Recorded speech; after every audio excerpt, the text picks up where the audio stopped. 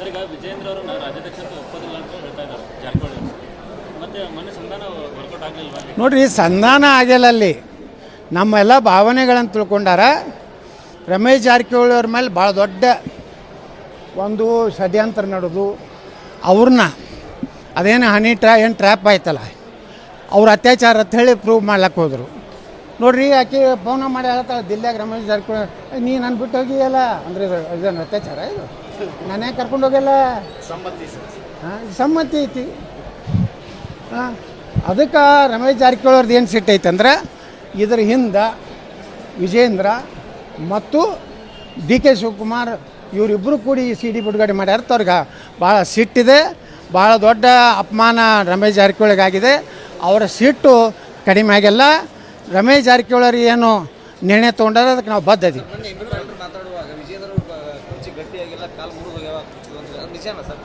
ಏನು ವಿಜೇಂದ್ರ ಜೋಡ ನಮ್ಮ MP ಪಾಲ್ರ ಆತ್ಮೀಯರು ಅದಾರ, ಅವ್ರವ್ರು ಮಾತಾಡ್ತಿರ್ಬೇಕು. ಯಾಕಂದ್ರೆ ಅಲಯನ್ಸ್ ಪಾರ್ಟಿಗಳು ಅದಾವೆ BJP ಒಳಗೆ, ಕಾಂಗ್ರೆಸ್ನಾಗ. ಈ MP ಪಾಲ್ರು ಸ್ವಲ್ಪ ವಿಜೇಂದ್ರ ಯಡಿಯೂರಪ್ಪನ ಮ್ಯಾಗ ದೋಸ್ತಿ ಐತಿ. ಯಾಕಂದ್ರೆ ಒಂದೇ ವಿಮಾನದಾಗ ಹೋಗಿದ್ರು, ಶಿವಮೊಗ್ಗಕ್ಕೆ ವಿಮಾನ ಚಾಲು ಮಾಡಿದಾರೆ. ಅಲ್ಲಿ ಏನಾರು ಮಾತಾಡ್ಕೊಂಡಿರ್ಬೇಕು. ಆ ಮೊಹಮ್ಮದ್ ಮೊಹಸಿನ್ DC ಇದ್ದಾಗ 400-500 ಎಕರೆ ವಕಫ್ ಮಾಡಿ ಹೋಗ್ಬಿಟ್ಟಾರೆ.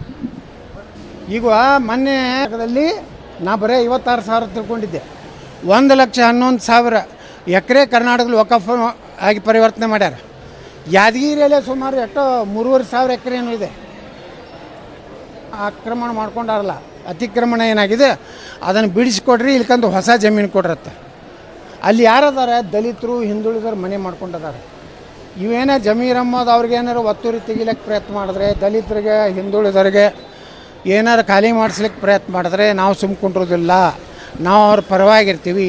ಇವತ್ತಿನ ಅಹಿಂದ ನಾಲಾಯಕ ನಾಯಕರು ಮೊದಲ ವಕಫ್ ಬಗ್ಗೆ ಮಾತಾಡುತ್ತಾರೆ. ಕ್ವಶನ್ ಕೇಳೋರಿಗೆ, ವಕಫದ ಆಸ್ತಿ ಇದು ಮಾಡಿದ್ರೆ ನೀವು ದಲಿತರು ಹಿಂದುಳಿದವ್ರು ಎಲ್ಲಿ ಹೋಗ್ತಿರಪ್ಪ ಅಂತ ಕೇಳ್ರಿ.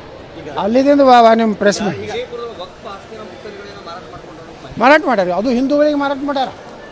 ಒಬ್ಬ ಮಾಜಿ ಕಾರ್ಪೊರೇಟರ್ಗೆ ಮಾರಾಟ ಮಾಡ್ಯಾರ, ಎಲ್ಲಿ ದರ್ಗಾ ರೋಡಿಗೆ.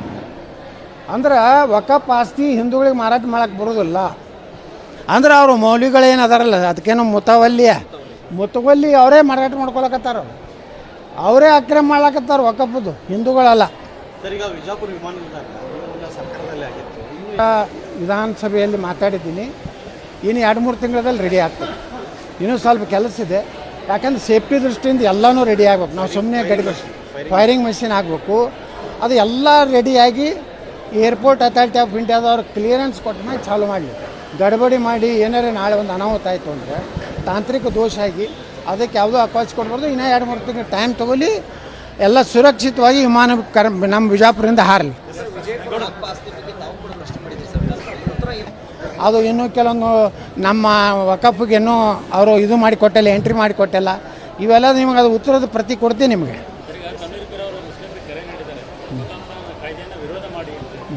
ನಾವು ಹಿಂದೂಗಳಿಗೆ ಕರೆ ಕೊಡ್ತೀವಿ, ವಕಫ್ ಏನು ಕಾನೂನಿದೆ ಬರೇ ಸುಧಾರಣೆ ಮಾಡಬಾರ್ದು, ಅದನ್ನು ಇಡೀ ದೇಶದ ಕಿತ್ತು ಹಾಕಿ ಅದು ದಲಿತರಿಗೆ ಹಿಂದುಳಿದವ್ರಿಗೆ ಸರ್ಕಾರದ ಯೋಜನೆಗಳೇ ಅದನ್ನು ಉಪಯೋಗ ಮಾಡಬೇಕಾದ ಜಮೀನು ಅಂತ ನಾವು ಕರೆ ಕೊಡ್ತೀವಿ.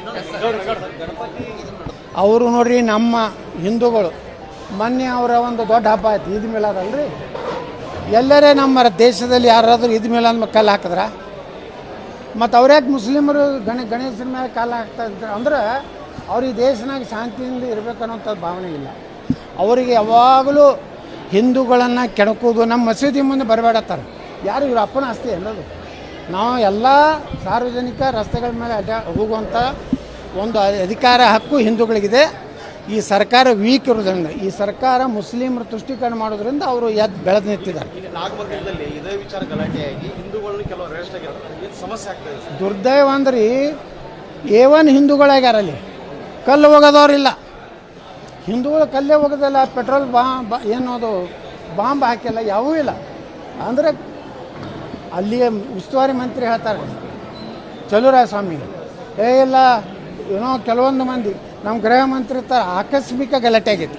ಅಂದ್ರೆ ಇವ್ರು ಎಷ್ಟು ಆಕಸ್ಮಿಕ ಅದಾರ ತಳಿ, ಇವೆಲ್ಲ ಆಕಸ್ಮಿಕ ಕಂಪನಿ. ಇನ್ನು ಕೆಲವು ದಿವಸನಾಗ ಆಕಸ್ಮಿಕ ಕರ್ನಾಟಕ ಸರ್ಕಾರ ಹೊಯ್ಕೊತ ಹೋಗ್ತದೆ. ಸರ್, ಈಗ ವಿಜೇಂದ್ರ ಅವರು ರಾಜ್ಯಾಧ್ಯಕ್ಷತೆ ಒಪ್ಪೋದಿಲ್ಲ ಅಂತ ಹೇಳ್ತಾ ಇದ್ದಾರೆ ಜಾರಕಿಹೊಳಿ. ಮತ್ತೆ ಮೊನ್ನೆ ಸಂಧಾನ ವರ್ಕೌಟ್ ಆಗಲಿಲ್ವಾ? ನೋಡ್ರಿ, ಸಂಧಾನ ಆಗಿಲ್ಲ ಅಲ್ಲಿ. ನಮ್ಮೆಲ್ಲ ಭಾವನೆಗಳನ್ನು ತಿಳ್ಕೊಂಡಾರ. ರಮೇಶ್ ಜಾರಕಿಹೊಳಿ ಅವ್ರ ಮೇಲೆ ಭಾಳ ದೊಡ್ಡ ಒಂದು ಷಡ್ಯಂತ್ರ ನಡೆದು ಅವ್ರನ್ನ ಅದೇನು ಏನು ಟ್ರ್ಯಾಪ್ ಆಯ್ತಲ್ಲ, ಅವ್ರ ಅತ್ಯಾಚಾರ ಅಂತ ಹೇಳಿ ಪ್ರೂವ್ ಮಾಡ್ಲಿಕ್ಕೆ ಹೋದರು. ನೋಡ್ರಿ, ಆಕೆ ಫೋನ ಮಾಡಿ ಹೇಳ್ತಾಳೆ ದಿಲ್ಲಾಗ ರಮೇಶ್ ಜಾರಕಿಹೊಳಿ, ನೀ ನನ್ನ ಬಿಟ್ಟು ಹೋಗಿಯಲ್ಲ ಅಂದರೆ ಇದನ್ನು ಅತ್ಯಾಚಾರ, ಇದು ನಾನೇ ಕರ್ಕೊಂಡು ಹೋಗಿಲ್ಲ, ಸಮ್ಮತಿ ಐತಿ. ಹಾಂ, ಅದಕ್ಕೆ ರಮೇಶ್ ಜಾರಕಿಹೊಳಿ ಅವ್ರದ್ದು ಏನು ಸಿಟ್ಟು ಐತೆ ಅಂದ್ರೆ ಇದ್ರ ಹಿಂದೆ ವಿಜೇಂದ್ರ ಮತ್ತು ಡಿ ಕೆ ಶಿವಕುಮಾರ್ ಇವರಿಬ್ಬರು ಕೂಡಿ CD ಬಿಡುಗಡೆ ಮಾಡ್ಯಾರ. ಅವ್ರಿಗೆ ಭಾಳ ಸಿಟ್ಟಿದೆ, ಭಾಳ ದೊಡ್ಡ ಅಪಮಾನ ರಮೇಶ್ ಜಾರಕಿಹೊಳಿಗಾಗಿದೆ. ಅವರ ಸಿಟ್ಟು ಕಡಿಮೆ ಆಗಿಲ್ಲ. ರಮೇಶ್ ಜಾರಕಿಹೊಳಿ ಏನು ನಿರ್ಣಯ ತೊಗೊಂಡಾರ ಅದಕ್ಕೆ ನಾವು ಬದ್ಧದಿ.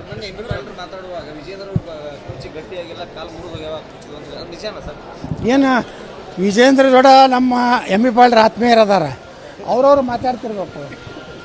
ಯಾಕಂದ್ರೆ ಅಲಯನ್ಸ್ ಪಾರ್ಟಿಗಳು ಅದಾವೆ BJP ಒಳಗೆ, ಕಾಂಗ್ರೆಸ್ನಾಗ.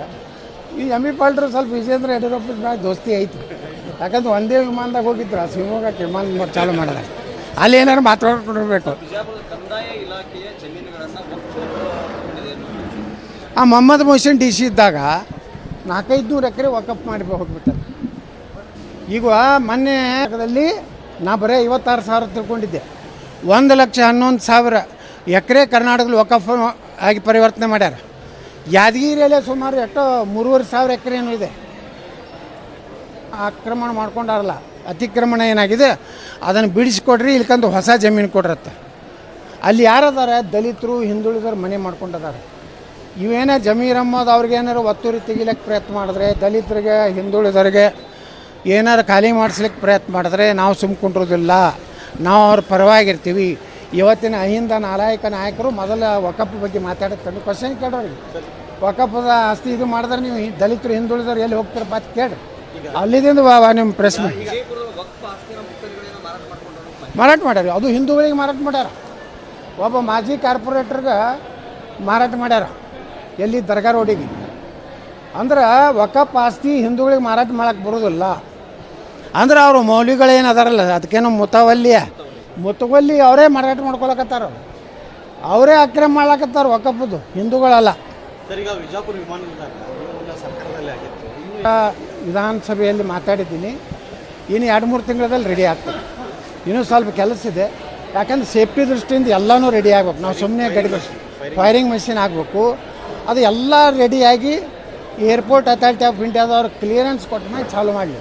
ಗಡಬಡಿ ಮಾಡಿ ಏನಾರೇ ನಾಳೆ ಒಂದು ಅನಾಹುತ ಆಯಿತು ಅಂದರೆ ತಾಂತ್ರಿಕ ದೋಷ ಆಗಿ ಅದಕ್ಕೆ ಯಾವುದೋ ಅಪಾಚ್ ಕೊಡ್ಬಾರ್ದು. ಇನ್ನೂ 2-3 ತಿಂಗಳು ಟೈಮ್ ತೊಗೊಳ್ಳಿ, ಎಲ್ಲ ಸುರಕ್ಷಿತವಾಗಿ ವಿಮಾನ ನಮ್ಮ ವಿಜಾಪುರದಿಂದ ಹಾರಲಿ.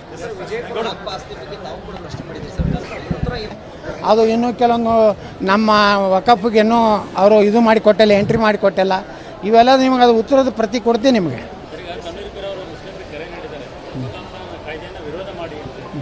ನಾವು ಹಿಂದೂಗಳಿಗೆ ಕರೆ ಕೊಡ್ತೀವಿ, ವಕಫ್ ಏನು ಕಾನೂನಿದೆ ಬರೇ ಸುಧಾರಣೆ ಮಾಡಬಾರ್ದು, ಅದನ್ನು ಇಡೀ ದೇಶದ ಕಿತ್ತು ಹಾಕಿ ಅದು ದಲಿತರಿಗೆ ಹಿಂದುಳಿದವ್ರಿಗೆ ಸರ್ಕಾರದ ಯೋಜನೆಗಳೇ ಅದನ್ನು ಉಪಯೋಗ ಮಾಡಬೇಕಾದ ಜಮೀನು ಅಂತ ನಾವು ಕರೆ ಕೊಡ್ತೀವಿ. ಅವರು ನೋಡ್ರಿ, ನಮ್ಮ ಹಿಂದೂಗಳು ಮೊನ್ನೆ ಅವರ ಒಂದು ದೊಡ್ಡ ಹಬ್ಬ ಆಯ್ತು, ಈದ್ ಮಿಲಾದ್ ಅಲ್ರಿ. ಎಲ್ಲರೇ ನಮ್ಮ ದೇಶದಲ್ಲಿ ಯಾರಾದರೂ ಈದ್ ಮಿಲಾದ್ ಮೇಲೆ ಕಲ್ಲು ಹಾಕಿದ್ರ, ಮತ್ತು ಅವ್ರ್ಯಾಕೆ ಮುಸ್ಲಿಮರು ಗಣೇಶನ ಮೇಲೆ ಕಾಲು ಹಾಕ್ತಾ ಇದ್ದಾರೆ ಅಂದ್ರೆ ಅವ್ರಿಗೆ ದೇಶನಾಗ ಶಾಂತಿಯಿಂದ ಇರಬೇಕನ್ನೋಂಥದ್ದು ಭಾವನೆ ಇಲ್ಲ. ಅವರಿಗೆ ಯಾವಾಗಲೂ ಹಿಂದೂಗಳನ್ನು ಕೆಣಕೋದು, ನಮ್ಮ ಮಸೀದಿ ಮುಂದೆ ಬರಬೇಡತ್ತಾರೆ. ಯಾರು ಇವ್ರ ಅಪ್ಪನ ಆಸ್ತಿ ಅನ್ನೋದು. ನಾವು ಎಲ್ಲ ಸಾರ್ವಜನಿಕ ರಸ್ತೆಗಳ ಮೇಲೆ ಹೋಗುವಂಥ ಒಂದು ಅಧಿಕಾರ ಹಕ್ಕು ಹಿಂದೂಗಳಿಗಿದೆ. ಈ ಸರ್ಕಾರ ವೀಕ್ ಇರೋದ್ರಿಂದ, ಈ ಸರ್ಕಾರ ಮುಸ್ಲಿಮರು ತುಷ್ಟೀಕರಣ ಮಾಡೋದ್ರಿಂದ ಅವರು ಬೆಳೆದು ನಿಂತಿದ್ದಾರೆ. ನಾಗಮಂಗಲದಲ್ಲಿ ಇದೇ ವಿಚಾರ ಗಲಾಟೆಯಾಗಿ ಹಿಂದೂಗಳನ್ನು ಕೆಲವು ಅರೆಸ್ಟ್ ಆಗಿರ್ತಾರೆ, ಏನು ಸಮಸ್ಯೆ ಆಗ್ತದೆ? ದುರ್ದೈವ ಅಂದ್ರೆ A1 ಹಿಂದೂಗಳಾಗ್ಯಾರ, ಅಲ್ಲಿ ಕಲ್ಲು ಹೋಗೋದವ್ರಿಲ್ಲ. ಹಿಂದೂಗಳು ಕಲ್ಲೇ ಹೋಗೋದಿಲ್ಲ, ಪೆಟ್ರೋಲ್ ಏನೋದು ಬಾಂಬ್ ಹಾಕಿಲ್ಲ, ಯಾವೂ ಇಲ್ಲ. ಅಂದರೆ ಅಲ್ಲಿಯ ಉಸ್ತುವಾರಿ ಮಂತ್ರಿ ಹೇಳ್ತಾರೆ ಚಲುರಾಯ ಸ್ವಾಮಿ, ಇಲ್ಲ ಏನೋ ಕೆಲವೊಂದು ಮಂದಿ ನಮ್ಮ ಗೃಹ ಮಂತ್ರಿ ಇರ್ತಾರೆ, ಆಕಸ್ಮಿಕ ಗಲಾಟೆ ಆಗೈತಿ. ಅಂದ್ರೆ ಇವ್ರು ಎಷ್ಟು ಆಕಸ್ಮಿಕ ಅದಾರ ತಳಿ, ಇವರೆಲ್ಲ ಆಕಸ್ಮಿಕ ಕಂಪನಿ. ಇನ್ನು ಕೆಲವು ದಿವಸನಾಗ ಆಕಸ್ಮಿಕ ಕರ್ನಾಟಕ ಸರ್ಕಾರ ಹೊಯ್ಕೊತ ಹೋಗ್ತದೆ.